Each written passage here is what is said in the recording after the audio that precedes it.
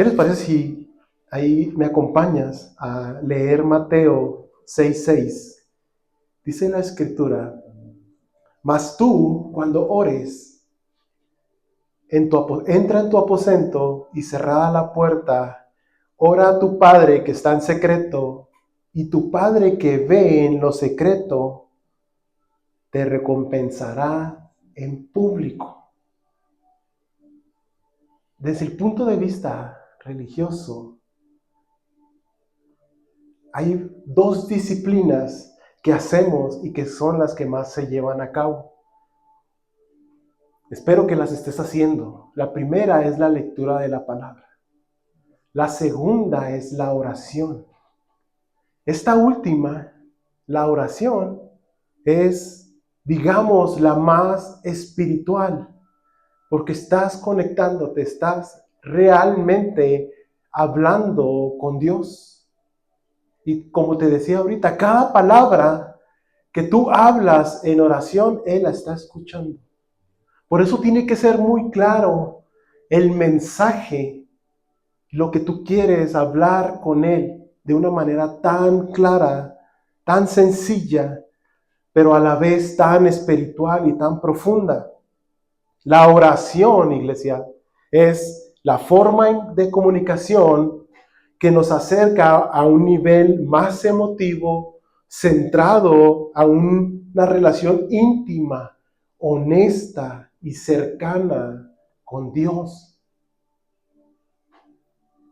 Quisiera preguntarte, tú cuando oras, ¿a quién te diriges? Al Padre. ¿Al Padre, al Hijo o al Espíritu Santo? Primero al Padre. Primero al Padre. Bien. Mira, hace yo 25 años yo entregué mi vida al Señor. Y al principio tuve esta duda de con quién dirigirme al momento de orar. Esto sucedió porque cuando alguien me compartió el Evangelio, me habló de Jesús, de las buenas noticias acerca de su salvación. Entonces yo a la primer persona que conocí y que pensé y que creí que era Dios era Jesús. Porque fue quien se me presentó y yo creí en Él. Yo en ese entonces, yo venía de, digamos, de un antecedente católico. Mis padres y mis abuelos y mis generaciones venían de la iglesia católica, pero jamás yo había tenido un encuentro con el Señor. Ellos hablaban de que era Dios y solamente en ciertas ocasiones lo mencionaban, o en situaciones era nombrado, en festividades quizás, pero solamente en ese tiempo. Y yo la verdad, yo dije, para mí no tiene caso, así pensaba, no tiene caso creer en un Dios que no es cercano y que solamente me puedo acercar a Él para pedirle. Entonces yo decía, yo puedo hacer mi vida y no lo necesito. Entonces yo continuaba, pero cuando conocí al Señor y empecé a orar, me empezaron a decir, tienes que leer la palabra y tienes que orar. Pues se me hizo muy difícil, porque estaba platicando con alguien que no veía y estaba haciéndolo con fe. Después entendí que lo hacía en fe porque realmente esta fe era por el oír la palabra de Dios. No me imaginaba de qué manera yo estaba creyendo en alguien sin verlo, pero en mi corazón ardía un fuego en donde realmente yo podía sentir a Jesús. Es algo muy extraño de explicar, no sé si te ha sucedido. Pero creía realmente en todo lo que mi pastor predicaba. Cada cosa que predicaba, en serio, yo sentía que entraba, que tomaba agua. Y yo decía, ¿por qué me siento sediento? O sea, ¿por qué tengo una necesidad ferviente del domingo ir y ver a mis hermanos y escuchar qué es lo que Dios tiene para mí? Y entonces yo llevaba esto al banco cuando trabajaba en el banco y mis compañeros de trabajo se estaban volviendo locos porque ellos habían conocido mi vida anterior. Y un compañero en el banco era cajero. Un día me tomó aparte y me llevó, estábamos en la bóveda Y me llevó aparte y me dijo, quiero hablar contigo en la bóveda. Y yo, sí. Y fuimos, estábamos ahí en la bóveda. Y me dice, estoy avergonzado. Estoy avergonzado porque yo empecé a predicar en el banco. No, que Dios, y les platicaba y cómo se estaba manifestando en mi vida. Y estábamos en la bóveda y me dijo, estoy avergonzado, Ricardo. Dice, porque tú tienes como 15 días de ser cristiano y ya evangelizaste a todos los que están aquí. Y yo soy un cristiano de muchos años. Y jamás he dicho que creo en Jesús. Y le dije, no te sientas mal, no te condenes. ¿Te estás congregando? Me dijo, no. Pues congrégate, le dije. Congrégate. Necesitas escuchar la palabra porque la fe está en el oír la buena noticia. Así es que toda esta duda que llegué, incluso te voy a confesar, llegué a sentirme mal porque de hablar solamente con Jesús, porque luego, conforme fue pasando el tiempo, yo pensé que estaba ignorando al Padre y al Espíritu Santo, porque recuerdo un hermano que me hablaba, es que mi Padre Dios esta semana, mira lo que hizo mi Padre, me abrió este camino y se me dio esta oportunidad. Y yo decía, órale. Y luego había otro hermano muy ferviente que además no podía ni terminar. En cada oración que él decía, hablaba del Espíritu Santo. Vieras cómo el Espíritu Santo me guió y me advirtió que no hiciera ese negocio. Entonces yo dije, ¿a quién le hablo? ¿O con quién hablo? ¿Con quién me dirijo? Y me sentía mal por no mencionar a mi Padre Dios y al Espíritu Santo. Entonces, mi pastor me dijo, ten paciencia. Ahorita estás bebiendo leche como los bebés. Y hoy Dios quiere darnos algo sólido, iglesia. Porque no podemos quedarnos como los bebés. Tenemos que madurar, tenemos que crecer. Así es que dice Mateo 22, 35 y 37, empecé a escuchar y a aprender otros conceptos bíblicos. Empecé a conocer más a Dios, porque de eso se trata el caminar con Él. Dice, y uno de ellos, intérprete de la ley, preguntó por tentarle, diciendo, Maestro, está hablando con Jesús, este intérprete de la ley. Y vean, quería tentarle. Le pregunta, ¿cuál es el gran mandamiento en la ley? Porque estaban sucediendo cosas increíbles mientras Jesús predicaba. Entonces Jesús le dijo, amarás al Señor tu Dios con todo tu corazón y con toda tu alma y con toda tu mente. Estaba tentándolo conforme al Antiguo Testamento, en donde dice Deuteronomio 6, 4 y 5, Oye Israel, Jehová nuestro Dios, Jehová uno es, y amarás a Jehová. Lo estaba tentando contra esa palabra. Y amarás a Jehová de Dios de todo tu corazón y de toda tu alma. Y es aquí donde Dios empieza a revelar el misterio que viene registrado en las Escrituras, la doctrina de la Trinidad. Por eso, el mensaje del día de hoy lo he titulado Dios 3 en 1 es. Porque estamos hablando de Dios. Y no en Dios no hay confusión, iglesia. Y hoy Dios quiere hablar realmente a nuestro corazón. Quiero leer Génesis 1, versículo 1 y 2. Y dice, y en el principio creó Dios los cielos y la tierra estaba desordenada y vacía, y las tinieblas estaban sobre la faz del abismo, y el Espíritu de Dios se movía sobre la faz de las aguas. Y quiero hacer una pausa en esta parte en la palabra Dios.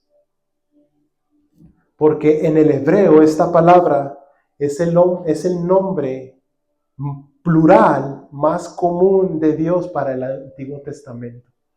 Elohim. Ese nombre está en plural de Dios. Y ve lo que dice ahora Juan 1, 1 y 2, que es lo que leía Dani. Y en el principio era el Verbo.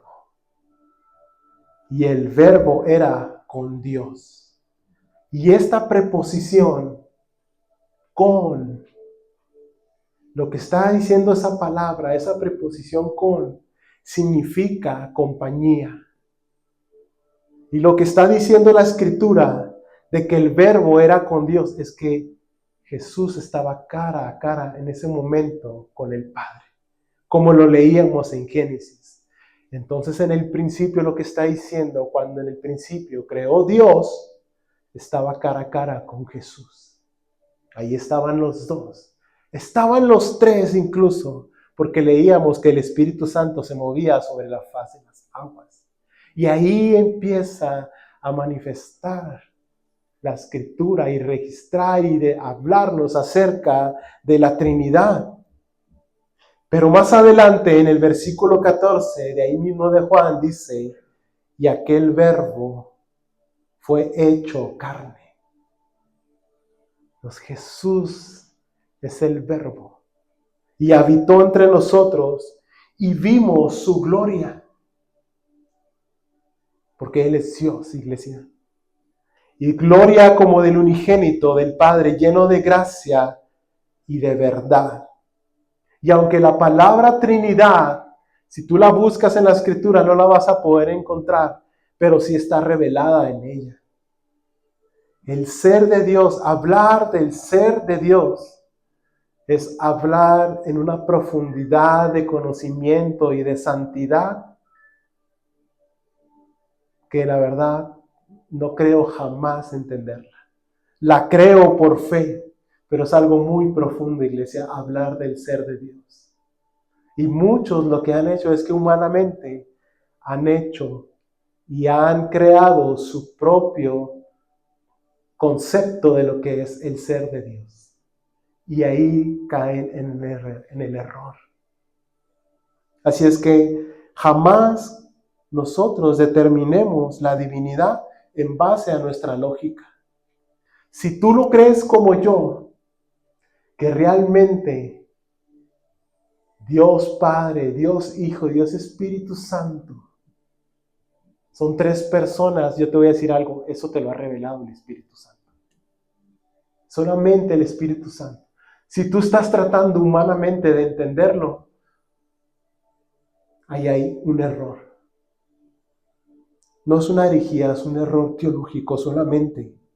Así que debemos evitar buscar explicaciones terrenales para comprobar la Trinidad. Yo veo y he escuchado, y en esta semana veía, cómo una persona trataba de explicar la Trinidad poniendo como ejemplo el huevo, que está formado por la cáscara, por la clara y por la yema. Pero está errónea esa explicación.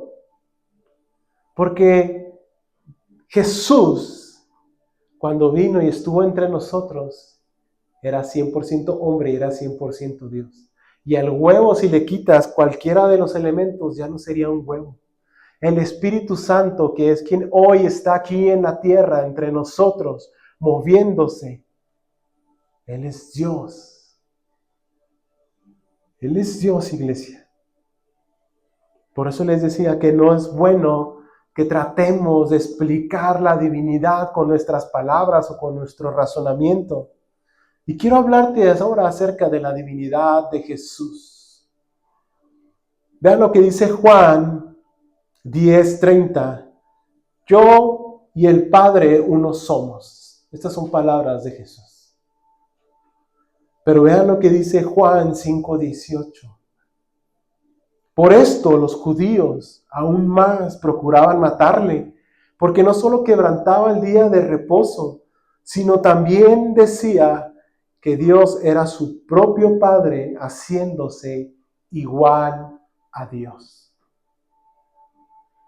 Los sacerdotes, los escribas, los maestros de la ley entendieron lo que Jesús hablaba y lo que predicaba. Y ellos entendían que Él se estaba haciendo igual a Dios y por eso procuraban matarle. Pero no le conocieron. Ahora hablemos de la divinidad del Espíritu Santo. Dice Juan 16, 7, 8. Pero yo os digo la verdad, les conviene que yo me vaya, porque si no me fuera, el Consolador no vendría a vosotros, mas si me fuere, os lo enviaré. Y cuando Él venga, convencerá al mundo de pecado, de justicia y de juicio. Por eso, cuando tú entiendes que estás viviendo una vida que no es correcta conforme a la Escritura, es el Espíritu Santo que ya está trabajando en ti. Es Él el que empieza a convencerte. No es nosotros cuando predicamos. Porque yo puedo hablarle a una persona de Jesús, pero si el Espíritu Santo no lo convence a él por mucho tiempo que yo hable con esa persona, jamás lo va a entender ni lo va a creer. Es el Espíritu Santo el que convence de pecado y de justicia. Porque cuando el Espíritu Santo viene a nuestras vidas, lo que está haciendo es que nos empieza a guiar a vivir conforme a su voluntad. Si tú empiezas a hacer cambios en tu manera de vivir, es el Espíritu Santo el que te está guiando, te está diciendo, esta es la justicia, esta es la manera de vivir, guíate así. Aquí está mi palabra, porque tú escuchas la palabra y escuchas un mandamiento y dice, no robarás, y tú lo entiendes y lo crees y lo sigues, estás viviendo en su justicia. El Espíritu Santo te está guiando.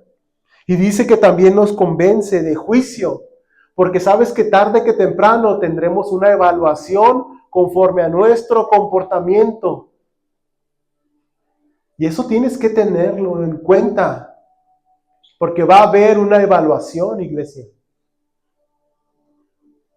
Él nos ayuda en nuestro tiempo de necesidad, nos acompaña en nuestro peregrinaje, nos sostiene, nos transforma y nos revela lo que le pertenece a Cristo. Increíble. Pero ¿qué hay de ti y de mí en toda esta revelación? ¿Te lo has preguntado? Dice Juan 1, versículos 9 al 12. Y aquella luz verdadera que alumbra a todo hombre venía a este mundo. En el mundo estaba y el mundo por él fue hecho, pero el mundo no le conoció. Mas a todos los que le recibieron, a los que creen en su nombre, les dio potestad de ser hechos hijos de Dios. Esto fue su plan. Esto estaba en su corazón. Sin merecerlo, el Padre, el Hijo y el Espíritu Santo se pusieron de acuerdo para que tú y yo, unos simples mortales, pudiéramos acceder a una familia, a la eternidad. Esa es mi esperanza, iglesia. La tierra es bien bonita, la vida es bien increíble, hay muchas cosas tan lindas, hay mucho por qué hacer, por qué lograr, por qué trascender, por qué trabajar, por qué amar, pero nada se comparará al tiempo cuando estemos en su presencia. Esa es mi esperanza y ahorita lo cantábamos y yo decía sí. Y a veces sí digo, ya Señor, ven, Cristo ven ya. Es una desesperación, porque la verdad, las cosas por lo regular no son justas. Hechos 4:12 dice, y en ningún otro hay salvación, porque no hay otro nombre bajo el cielo dado a los hombres en que podamos ser salvos. Hoy Dios quiere que entiendas esto, iglesia, y que lo creas por fe.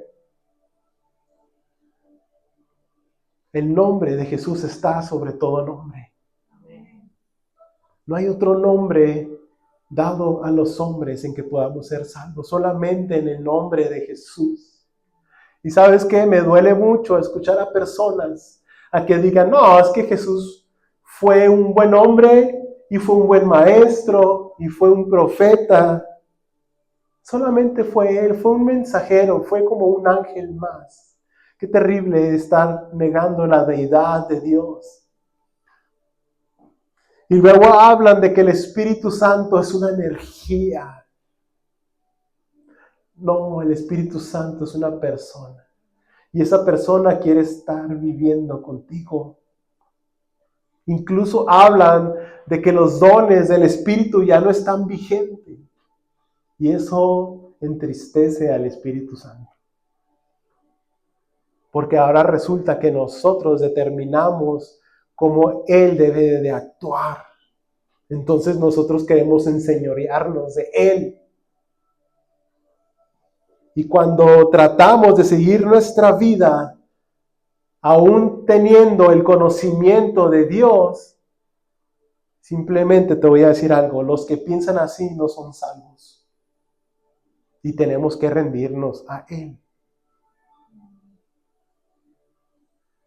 ¿Por qué no te pones de pie? Quiero hablarte de algo acerca de esto.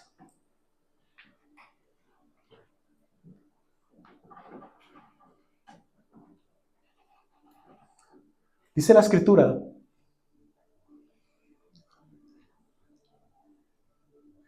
quiero llevarte a ese momento, los últimos minutos de vida aquí en la tierra de Jesús, cuando estaba en la cruz.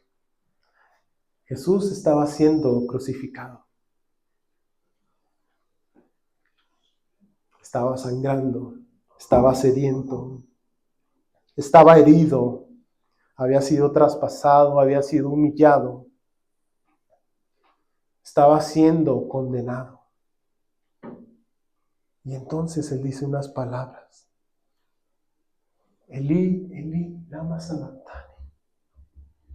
Y los que estaban viéndole empezaron a decir, ¿acaso le está hablando a Elías? ¿Le está pidiendo ayuda a Elías? Pero lo que Jesús estaba haciendo era declarar, Dios mío, Jehová, tú eres mi Dios. Antes de quejarse, Él estaba afirmando en dónde estaba su esperanza. Por eso dijo, Elí, Elí, que significa, Dios mío, Jehová, tú eres mi Dios. Y muchos teólogos y muchos pensadores dicen, se quedó el cielo solo. Estaba hablando quizás Jesús consigo mismo. Porque si Él era Dios, entonces el trono se quedó solo. No entendieron jamás la revelación de esta palabra. El trono no estaba solo, ahí estaba el Padre. Y Jesús, en este momento, iglesia, en ese momento tan terrible, en la cruz, lanza una pregunta a su papá. Y le dice, ¿por qué me has desamparado?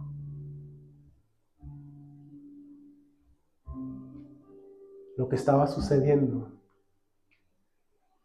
es que Dios lo había apartado, Dios lo había hecho pecado. Él tomó el lugar que a mí y a ti nos correspondía. Porque dice la Escritura que la paga del pecado es la muerte. Y Él decidió cargar con todos nuestros pecados y nuestros errores a fin de que pudiéramos reconciliarnos con Dios por medio de su cuerpo, por medio de su sangre. Y no solamente nos reconcilió, sino nos presentó santos y sin mancha, irreprensibles. Esa es la justicia de Dios, iglesia. Aún el día de hoy estamos en un cuerpo pecaminoso. Queremos hacer lo bueno y hacemos lo malo, tendemos a hacer lo malo. Pero cada vez que en oración nos presentamos al Padre, en el nombre de Jesús le pedimos a su Espíritu Santo que nos ayude. ¿No es así? Dice la Escritura, el que no conoció pecado por nosotros lo hizo pecado, para que nosotros fuésemos hechos justicia de Dios en él. Cada uno de nosotros un día va a tener que rendir cuentas ante él en un tribunal. Y ahí va a haber un libro y va a haber muchas hojas y se te van a mencionar lo que has estado haciendo incorrecto. Y se va a determinar en ese juicio lo que va a pasar en tu vida por la eternidad. Y si tú creíste en el Señor, en ese momento, en cuando te den la condena, entrará Jesús y dirá, Él es mío. Él me pertenece, Él es santo, Él es sin mancha y se pondrá delante del juez en medio de ti, en Él, y mostrará sus heridas y dirá, Él es justo, Él es santo, Él es digno, Él es apartado, me pertenece, Él es mío, y ahí se crucificará todo el pecado y toda la maldad de nuestras vidas, iglesia, y seremos llamados justos y dirá, bien, siervo fiel. En lo poco fuiste fiel, en lo mucho te pondré. Ven a entrar al gozo de tu Señor y veremos la gloria del unigénito, iglesia. Su presencia. Yo ya quiero ver eso. Cierra tus ojos. Padre, gracias. Gracias porque no lo merezco. Es muy difícil, Señor, alcanzar ciertas cosas en esta tierra. Es muy difícil, pero te tengo a ti. Y en ti está mi esperanza. En ti confío realmente, Señor. Yo sé que tú lo vas a hacer, pero no me quiero aferrar a las cosas de este mundo, Señor. Quiero vivir en este tiempo con paz, con gozo, con paciencia, con benignidad, con amor, en obediencia, en santidad, en justicia, en temor de ti, Señor. Quiero hacer tu voluntad. Ayúdame, Espíritu Santo, a hacer la voluntad del Padre. Te necesito, Señor. Te necesitamos, Señor. Dile ahí con tus palabras, ven, Espíritu Santo, ven y lléname de tu presencia. Dile al Espíritu Santo que te llene. Dile, ven y quita estas cargas y estas preocupaciones y estas necesidades. Ven y hazlo, Señor.